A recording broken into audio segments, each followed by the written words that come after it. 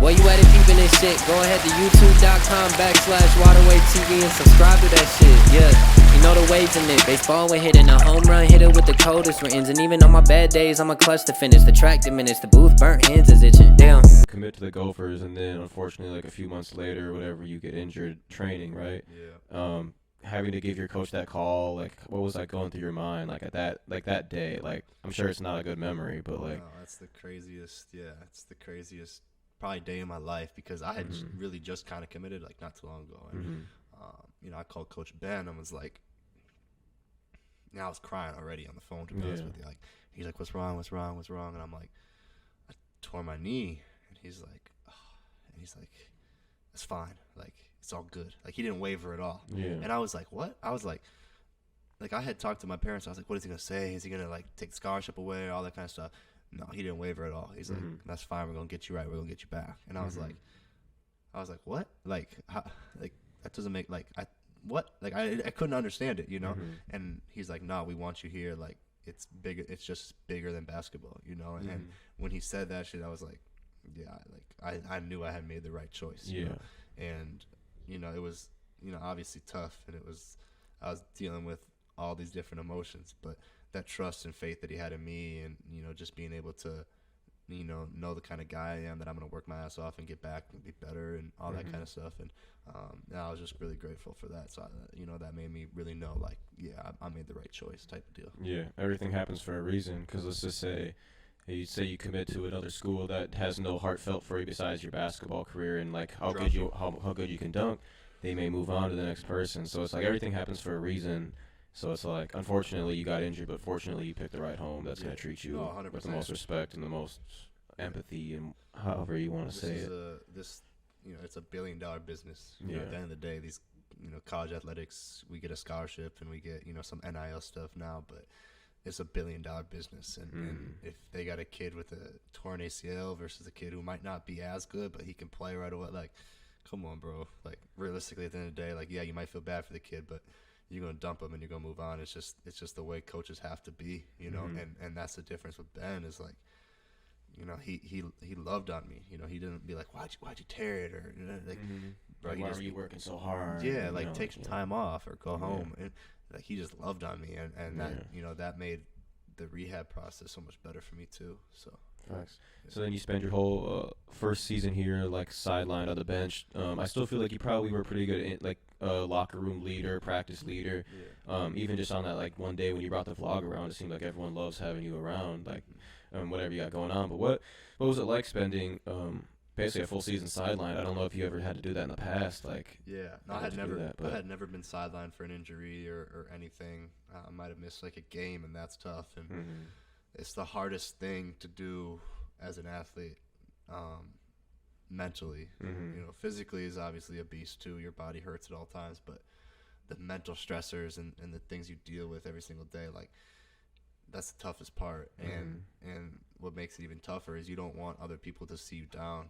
Like, you're supposed to be the guy or a leader or that kind of deal. So you want to portray that to all people, and that's something that I really battled with and tried to figure out, because I wanted to look tough and look strong. It's like everything's gonna be okay, especially when it's not about you at the end of the day. It's bigger than you. It's even if I was healthy, it still wouldn't be about me. It's about Minnesota, and it's about the program, and it's about winning basketball games. So now that I'm hurt, it's not that it's less about me, but I tried to be unselfish with it and feed off on others and give others love, and be the guy on the bench that's always bringing energy and hype.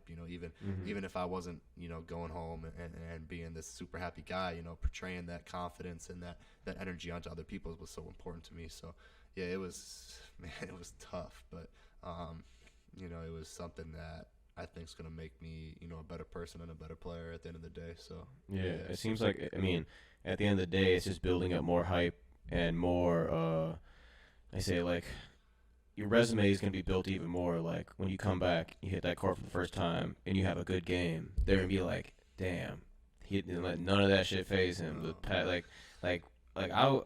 was super excited to watch you play, and then as of recently, you tweaked your other knee now most recently, right? Yeah, so I did the exact same injury to my right knee. Damn, because I didn't know about that. Like, But then one day I think Trayton came in the store and said something about you and your knee or whatever, and I was like, what? He's like, oh yeah, you didn't see it was all over Twitter or whatever, everyone's talking, news articles, whatever.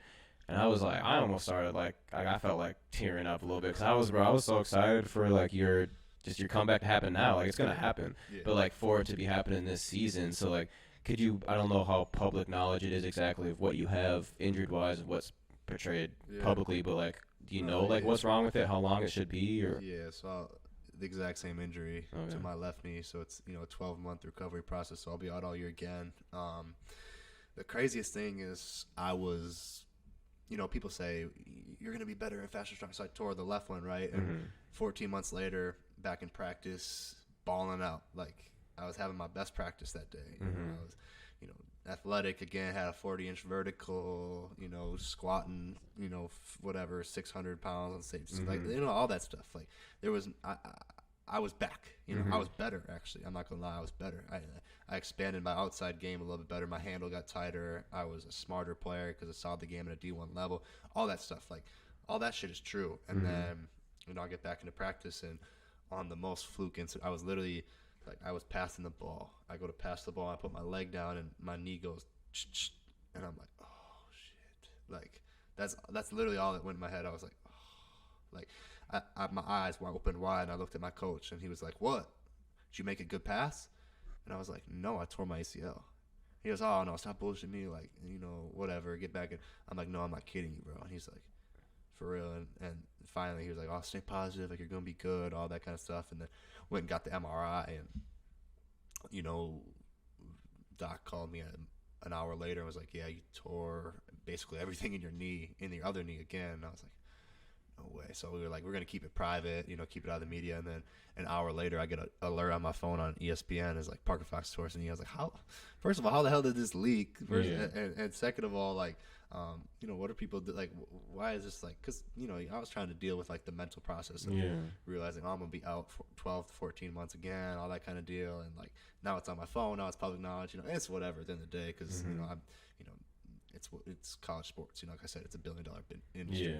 Like they'll find out eventually whether you get a day or two to exactly. But so those emotions were doubled than the first one, and but the same thing, Ben was right there by my side, and all my teammates were right there by my side, and I told Coach Johnson, I was like, I'm gonna play for you one day, I'm gonna play for you eventually. So but now I'm about 10 weeks out now. I had surgery and all that kind of stuff, so I'm doing good. The rehab's going better than my first rehab, so I'm just grinding and trying to stay, as level-headed as possible, and just kind of trust what God's plan is for me and all that kind of stuff. And like I mentioned karma earlier, like I think I'm trying to do this the right way and go about it the right way, because at the end of the day, like, I saw a tweet the other day. It was like, I'm due for a miracle and that kind of stuff. And I believe that kind of thing is true. It's like, if you put it in or give energy the right way, energy's going to come back to you. And so that's kind of the way I've just been doing this whole thing, is just treating people right and,